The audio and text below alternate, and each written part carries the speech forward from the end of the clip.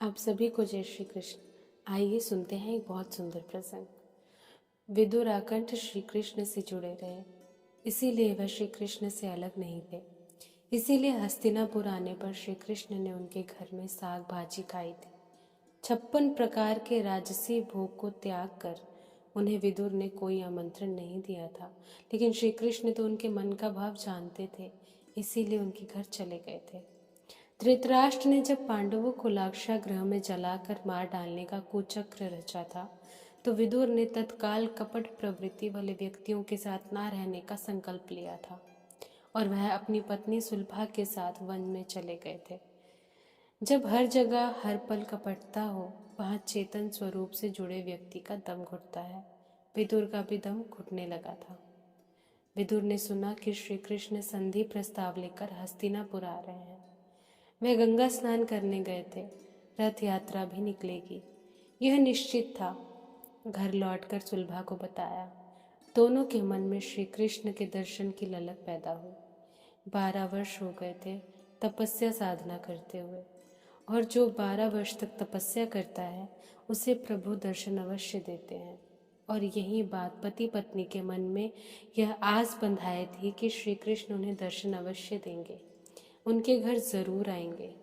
लेकिन कैसे आएंगे हमारे पास, इस पर्णकुटी में, जहाँ ना उनके योग्य बैठने का स्थान है और ना ही उनके पास 56 प्रकार के भोग हैं। सुलभा ने कहा, आपने कभी श्री कृष्ण को देखा है? कोई परिचय है? विदुर ने कहा, जब मैं श्री कृष्ण की वंदना करता हूँ तो वह मुझे चाचा कहकर बुलाते हैं, लेकिन मैं कहता हूँ मैं तो अधम हूँ, आपका दास हूँ, मुझे ऐसा ना कहा करें। लेकिन जब जीव नम्र हो जाता है, अपने आप को समाप्त करता है, अपने आप को प्रभु के चरणों में सौंप देता है, तो वह अधम कैसे रह जाता है? श्री कृष्ण के लिए तो कोई अधम नहीं, नीच नहीं, वह तो सभी से प्रेम करते हैं। कोई उनसे प्रेम तो करके देखे। सुलभा कहती है, भला द्वारिकाधीश श्री कृष्ण हमारे घर आएंगे कैसे? आपके परिचित हैं तो उन्हें घर आने का न्योता दीजिए। मेरी इच्छा है वह मेरे घर आए, भोजन करें। पर कैसे आएंगे? वह तो इतने बड़े राजा हैं, हम गरीबों के घर भोजन कैसे करेंगे भला? हमारा न्योता कैसे स्वीकार करेंगे स्वामी? दुर्योधन के राजसी भोजन से वह कैसे इनकार कर सकेंगे? आप कोई रास्ता निकालें कि श्री कृष्ण मेरे आराध्य हमारे घर आए, गरीब की इस झोंपड़ी में। विदुर ने कहा, लेकिन सुलभा, यदि वह हमारे घर आ भी जाएं तो हम उनका इस छोटी सी झोपड़ी में स्वागत कैसे करेंगे?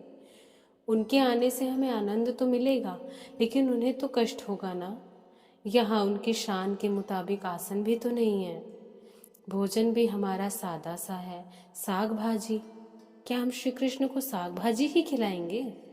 क्या वह खा लेंगे? मैं अपने सुख के लिए भगवान को कष्ट नहीं दे सकता सुलभा। हाँ, मेरा और तुम्हारा उनसे जो प्रेम है वह उन्हें अवश्य खींच लाएगा। लेकिन क्या उन्हें यह पता है कि हम उनसे प्रेम करते हैं? यह तो हम कहते हैं, वह भी ऐसा सोचते हैं या नहीं, क्या पता। लेकिन सुना है वह प्रेम से, निश्चल प्रेम से खींचे चले आते हैं। गोपियों का निश्चल प्रेम ही था उनसे, और वह उनसे दूर नहीं रह सके। हमारे पास भी वे हमारे प्रेम से ही खींचे चले आएंगे। तुम चिंता ना करो सुलभा, यह मेरा विश्वास है कि वे हमारे घर जरूर आएंगे। भक्त इस आशा के सहारे ही जीता है कि प्रभु मुझ पर कृपा करेंगे, मेरे घर आएंगे। कभी तो आएंगे, चाहे जीवन के अंतकाल में ही आए, पर आएंगे जरूर।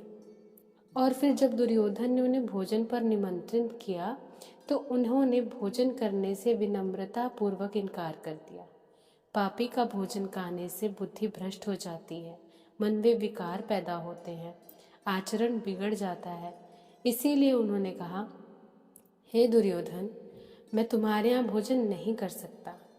द्रोणाचार्य ने भी जब भोजन का निमंत्रण दिया था तो श्री कृष्ण ने कहा, मैं आपका भी निमंत्रण स्वीकार नहीं कर सकता। मेरा एक भक्त मेरा इंतजार कर रहा है गंगा किनारे अपनी कुटिया में, मैं भोजन वहीं करूँगा। श्री कृष्ण को पता था कि कोई उनके इंतजार में तो है। भगवान तो अपने भक्त की खोज में रहते हैं। उन्हें पता चल जाता है कि कोई उनके लिए तड़प रहा है, कोई उन्हें खोज रहा है।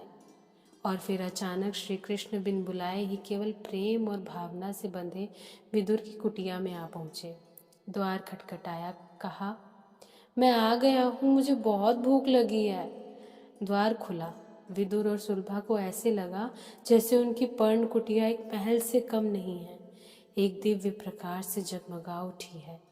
आनंद में डूब गए दोनों, आंखों से प्रेम के आंसू बहने लगे और श्री कृष्ण ने देख देख कर मंद मंद मुस्कुराते रहे। भगवान तो बिना बुलाए ही आते हैं, केवल उन्हें बुलाने का भाव और श्रद्धा चाहिए। ईश्वर कभी भी भूखा नहीं होता। हाँ, वे भूखे हैं केवल प्रेम के। कोई भी बुलाए, प्रेम में डूबकर वे आएंगे, आते हैं और आकर स्वयं ही बर्तन से भाजी साग निकालकर खाने लगते हैं, उसी प्रकार जिस प्रकार उन्होंने विदुर की झोपड़ी में खाया था। आगे की और ऐसी सुंदर से प्रसंग को सुनने के लिए मेरे इस चैनल को सब्सक्राइब करें। जय श्री कृष्ण।